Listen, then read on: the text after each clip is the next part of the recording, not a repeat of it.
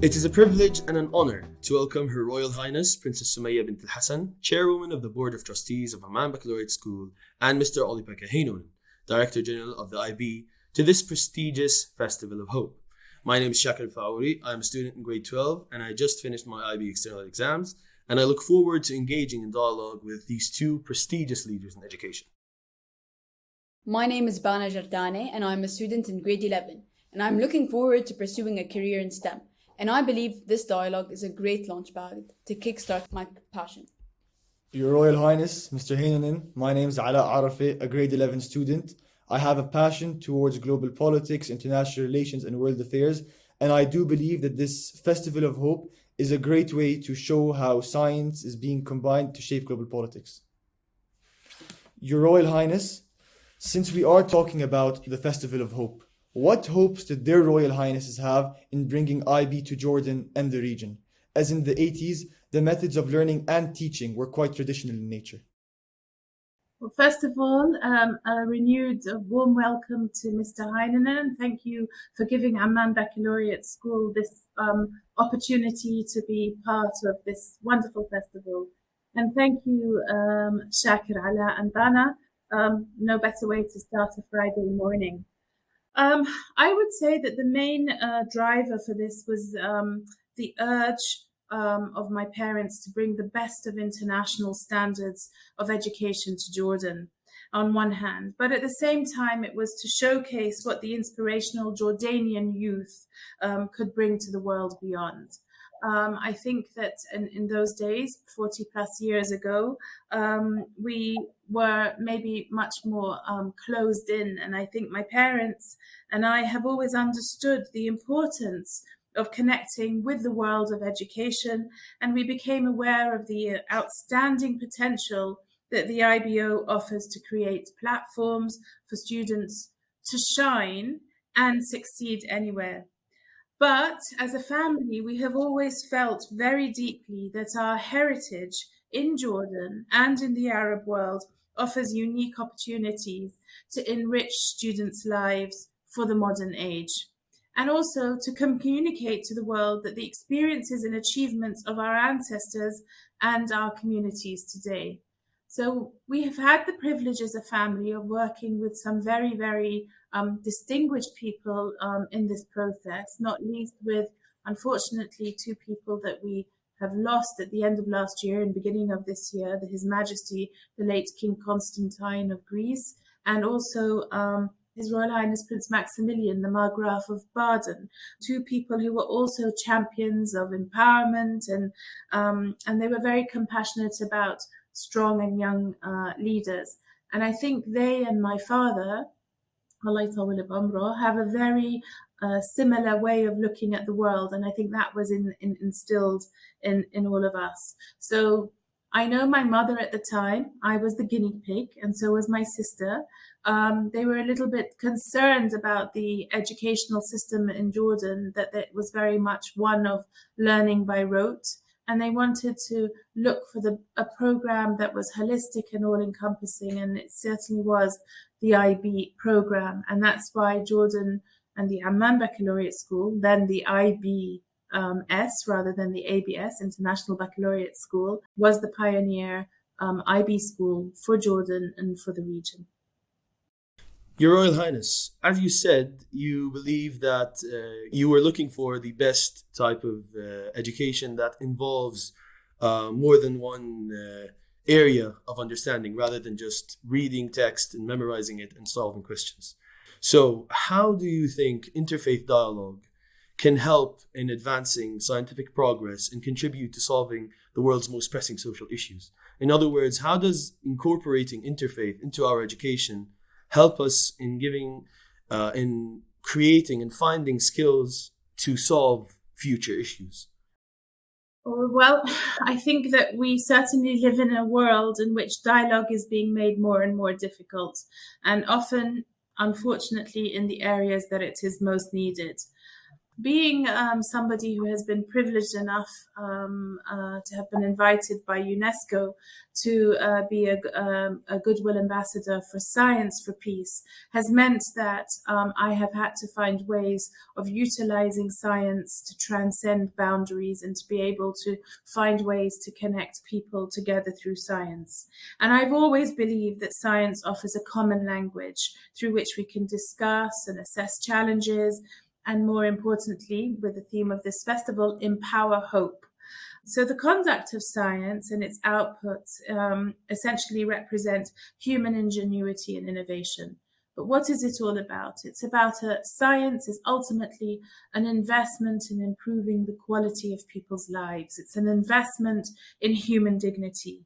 And we have to think that when we think about representing human ingenuity and innovation, they are created by observation, by analysis, by experimentation, and the tools of the scientific method.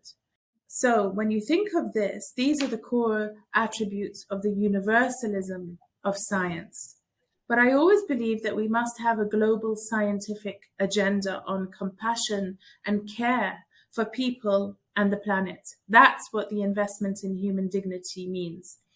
So what better way to assist in this than through interfaith dialogue and cooperation?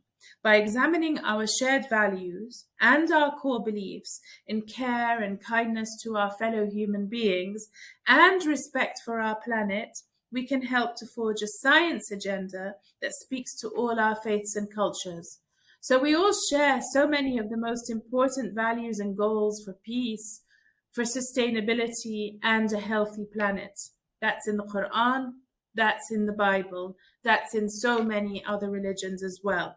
So interfaith dialogue can certainly enrich and empower a global science agenda that will benefit everyone, regardless of nationality, regardless of faith, and regardless of background.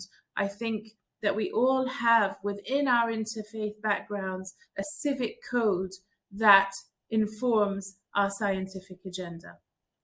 Your Royal Highness, you mentioned how combining different values and beliefs and through creating interfaith and accepting people of different backgrounds helps create social change.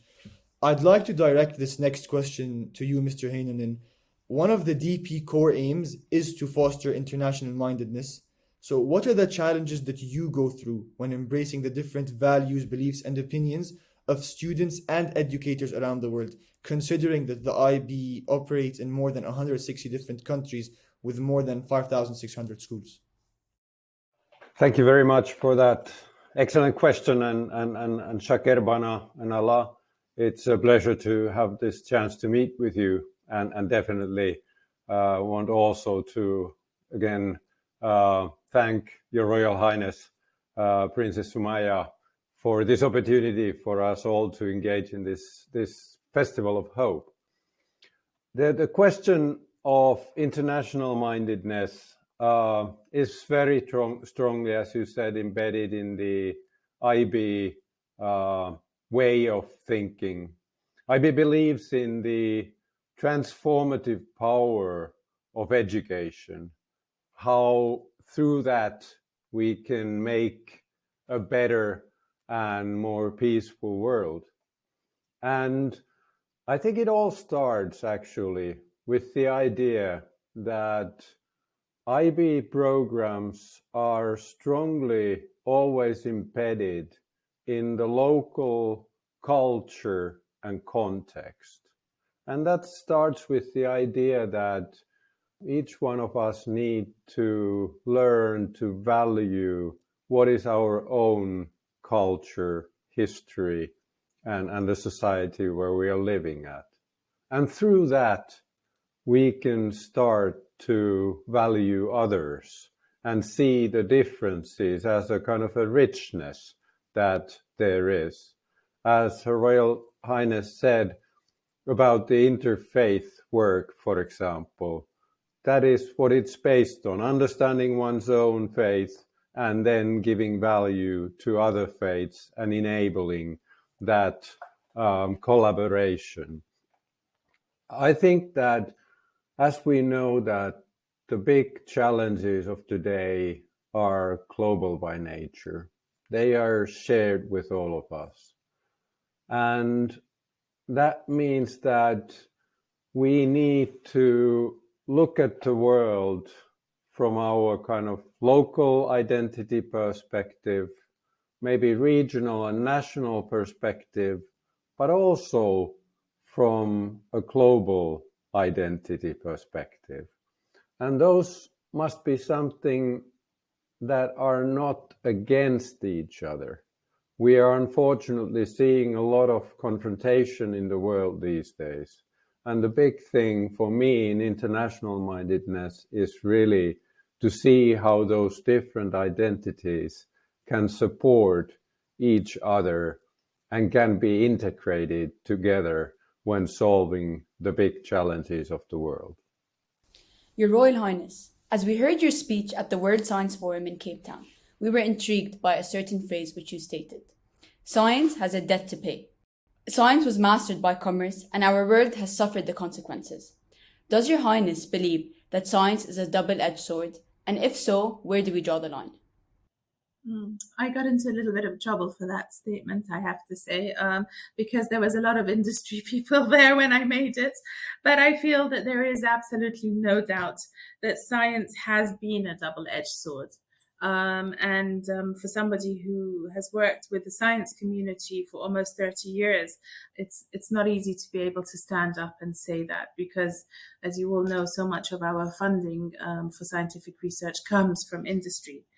But while bringing us so many almost unimaginable benefits in areas as diverse as health and nutrition, communications and transport, science, we have to admit, has also fueled the industries and excesses that have led over the course of 2 centuries to our current climate challenges, for example. So I wouldn't say that a line should be drawn, but rather that we are now and should always be aware that scientific activities, particularly in relationship to large industry and consumption, can unfortunately lead to drastic consequences. So again, rather than drawing a line, we should change our focus from science at the service of uncontrolled growth to science that works with nature and with the planet to improve all people's lives, rather than the lives of some at the expense of others. That's what I've always tried to say, that there's too much haves and have-nots. And I think science, and I believe we can do this, science can undo much of the damage it has unfortunately helped to cause in the past, and science and knowledge can provide the innovative and unforeseen tools we need to make a future that we can truly dream of, because science is a neutral, safe space that everybody can be a part of, in my opinion.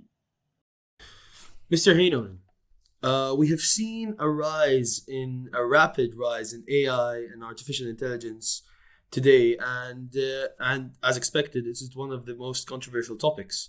Some people believe that it is very useful and should be taken advantage of, and if you don't take advantage of it, you would be able to make it in the new world.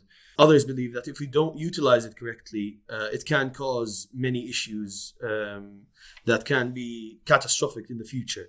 And the IB recently announced that it would allow the use of ChatGPT, Microsoft's AI technology. What do you believe is a proper approach needed to make sure we teach our students how to use AI correctly? It is a very new type of technology. It is a very difficult thing for us to perceive that when you are talking to ChatGPT, that you are talking to a computer, that you are talking to a microchip and a motherboard and stuff like that. So how do you believe that we can teach our students and incorporate this idea in our education to teach our students to use AI technology correctly rather than make it use them? I think the right approach is really, again, utilize the learner profile attributes to the fullest extent. That, as you said, AI can be a threat and it can be a possibility. And as you kind of cited what different people are saying about it, I think they are both right. there are huge possibilities with it, but there are also huge threats that come with it. And then really the question is that what are the values and what are the aims? What is the vision that we try to create with that kind of tools? What's the world we want to be created? And that is a deeply actually an ethical question. And I do believe that many other ethical questions come along the new technology that we're faced with. And as you know, in ethical questions, it's not easy to have kind of any right answers to them, but they are questions that need to be reflected and pondered and kind of discussed about. And what a better place for that is than a school, which is a safe space with adults and peer students to come together to discuss such questions where we don't have the right answers, how to deal with them. It's a learning process for all of us, as kind of you as students, but definitely as kind of generations of mine who have been growing into an entirely different world, now seeing technologies that were definitely not there when we kind of created the study paths of our lives. So at the end, it's up to us all that whether it will be a threat or a possibility. I would like to see that artificial intelligence would help us to bring people more together, not to kind of distance and separate us just to a machine relationship, but actually to enhance the human relationships that are so important in the world we are living. As you said, it is a learning opportunity for all of us. And I wanted to ask you, do you believe that sometime in the future we will be able to create some sort of correct answer to these ethical questions? Or do you believe that we will always have to debate and understand different approaches to the same problem, and thus then create our own solution or our perceived correct solution? I do believe that it is something that we will not have a kind of a one right answer to it. Things like these are often also kind of context bound, that they depend that what is the situation where you're living at. And then for that reason, it's something that it's kind of, it depends on the perspective also that you're having. And then there's the question that how do we have that perspective, but how do we also understand other perspectives that there are? There are questions where you can have the right answer or the best known answer which the science gives us. But there are also questions, what it is to be human, for example, is something that you don't have the right answer for that, but it's a kind of a quest for the life we're living. Mr. Heinonen, I have another follow-up question. At what point do you think we will understand when AI can be used against us and when we can use it as help for us, and when it can be used to help us advance into the future? As that line is very, very thin, and people are losing the point where we rely on it at the point where we can't rely on ourselves anymore. We are using AI as another brain for us. We stopped using our own brain. For example, there are many students around the world who are using ChatGPT as their only form of writing essays or answering exam questions. How can we understand where can we use AI to help us and to expand our knowledge, and at what point will it be used against us and we will no longer be able to think for ourselves? Thank you. That's an excellent question. It was kind of Plato and Socrates who were arguing whether it is a kind of valuable or good to put thoughts in writing, because there was that idea of Socrates that if we put things in writing, we will lose the power of spoken word. And that was a valuable discussion that they had. But we also, from hindsight today, we can say that we have been able to still have the power of spoken word, but also the richness of written word and the culture that we've been able to create with it. And similarly, I think that we have to have these discussions that what are the benefits, like thinking about, is it worth doing it? Why would we do it? Because it to me, it kind of doesn't make any sense to move to that direction, or thinking about that AI can create beautiful music, let's say, and we stop doing it ourselves. But making music is such a joy and such a richness to many people that why would we give up something like that, that is truly valuable for us as humans? So again, I think we have to be careful with not going on with kind of solutions that we are not sure what the future will be about.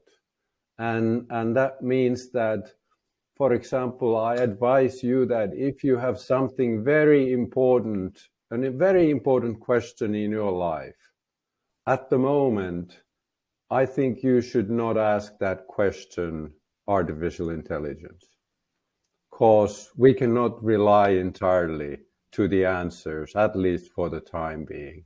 So I advise you to ask a good friend that question, because we are here for each other and we care about each other. And there you get a better answer and you probably get a stronger friendship also. As we are approaching our last question, we would like to know if Your Royal Highness and Mr. Heinonen have any questions for us, as we believe we are the future advocates for change and hope. Well, if I can just jump in and say, following on from your question about AI, I'm thinking forward to next week when we will be having the graduation ceremony of our grade 12, and their theme actually is "Be the Future You Want to Be." And that's also, looking at the preparations for the graduation ceremony, it's taking on a very high-tech technology feel. But I would like to remind everybody of our school motto, which is a quality education and upbringing. I think if we can continue with the support of our mentors in the IBO, really work on instilling the right values of equality education in our students, that's where we want to be going. You're sitting with books behind you. Nothing beats the pleasure of opening a good book and reading a good book, even if it's on a Kindle, but it's reading and the essential skills. That's what it's all about. And so I think it's the onus is on us as schools, as the people who are providing the right education environments, to be able to make everything as conducive as possible to instill hope and curiosity in our students. So as Mr. Heinonen very correctly mentioned, the issue of music, creating a painting, being able to solve a mathematical formula together, being able to watch an experiment happen.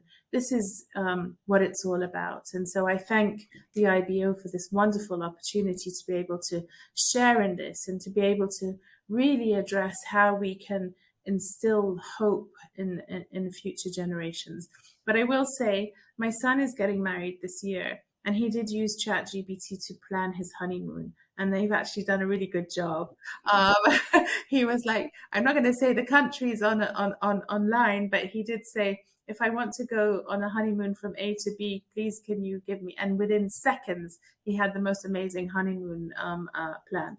That's where I think we need to be sometimes using a prompt, although I think it's also fun to try and experiment with travel agents. Sometimes you win and sometimes you lose. But no, in general, I just think this meeting has instilled so much hope in me. And I hope that we can continue, as you said, to help inspire future generations going forward. So I thank my Amman Baccalaureate School stars for being here this morning. And I thank you, Mr. Olli-Pekka Heinonen, for this wonderful opportunity as well, and for your continued support of the Amman Baccalaureate School. Thank you so much. If I may kind of ask you, Shaker, Bana, and Ala'a, one question. You've now been kind of through the busy and stressful exam session and looking for the graduation. I have a kind of a easy question for you. The question is that, what is the world you are dreaming of? That is a very good question and a very difficult question to put in words. But I think if I wanted to think of our future or my future, I think that in the future, I think technology will be a sole and very important part in our education. So I believe that education will change drastically. So, for example, I have my little brother. He's younger than me by 7 years. And I believe that his education is going to be completely different than the education that I took. Technology is rapidly improving, rapidly taking over the world. And it is, I believe, at some point will be incorporated into our lives. So just for example, the IB in the MYP certificate, the exams are on computer. That itself is something that is unheard of, and it's still something that's pretty new. It's still something that you're surprised to hear when you tell others that, well, I have an exam on a computer. I solve mathematical questions on a computer. I solve physics questions on a computer. So this is, I believe, what the future will be like, but even with more technology and even more ideas and more difference than the past education that we know. Thank you for that question, Mr. Heinonen. Mr. Heinonen, thank you for the question. In my opinion, I do believe in a future where technology, yes, will flourish, but I don't believe in a future where technology controls us or where AI controls us, because I believe, and I'll continue to believe, that the human mind is always going to be, let's say, the most complex tool and the most beautiful creation, because in the end, it's us who are shifting the world and creating the change. So that's the world I believe in, where technology will work for us and not against us, because in the end, it's us, the people, who are shaping our future. And in terms of, as Shaker mentioned, a shift, like change in education and all of that, Your Royal Highness, you mentioned every example you gave incorporated cooperation between people, solving a mathematical equation together, conducting an experiment together, doing a research paper together. And that's what I think the future is leading to, a future where we promote cooperation over competition. And I think that's the future I dream of. I know Shaker and Ala'a answered their questions about technology, but my answer is going to be a bit different.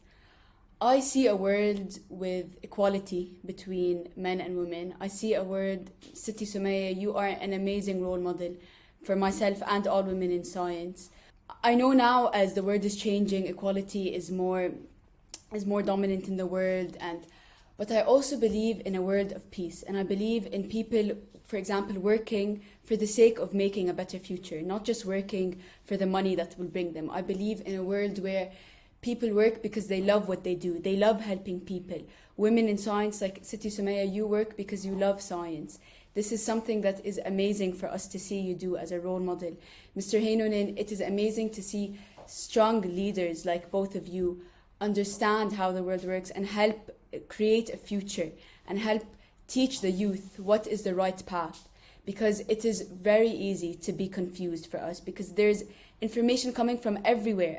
We have so many different opinions, so many values. We need to understand how, using interfaith, we can shape a better future for us and for our children and forever. Thank you so much for those brilliant answers. I'm kind of, you give me so much hope with all that for of course for you yourselves, but the whole world that you will be creating with those words. And I also want to thank Your Royal Highness Princess Sumaya.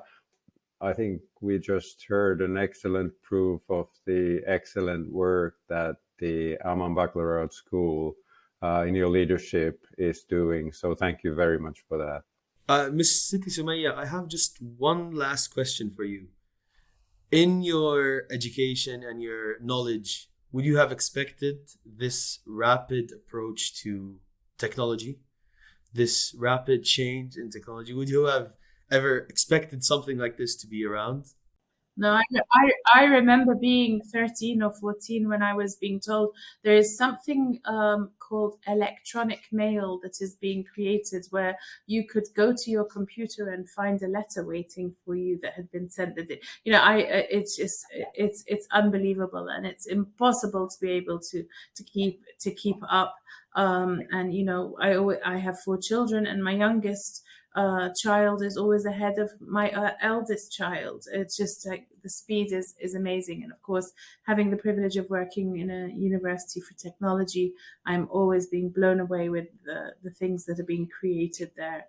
So it's exciting, but I agree very much that we need to think of all the wonderful innovations and inventions that are going to take us into the next part of this evolution of our existence and being. But we have to stay true to our beliefs, to our roots, to humankind. And I think that is probably the most important thing. Bringing people together is what is going to really be the guiding northern star in this story of continuity, innovation, and change. It was an honor being part of this festival. We hope that this festival continues as a platform for people to discuss how science and interfaith come together to shape the world we know today and prepare us for hopefully a better tomorrow. We thank you both for your time. It was wonderful talking to you.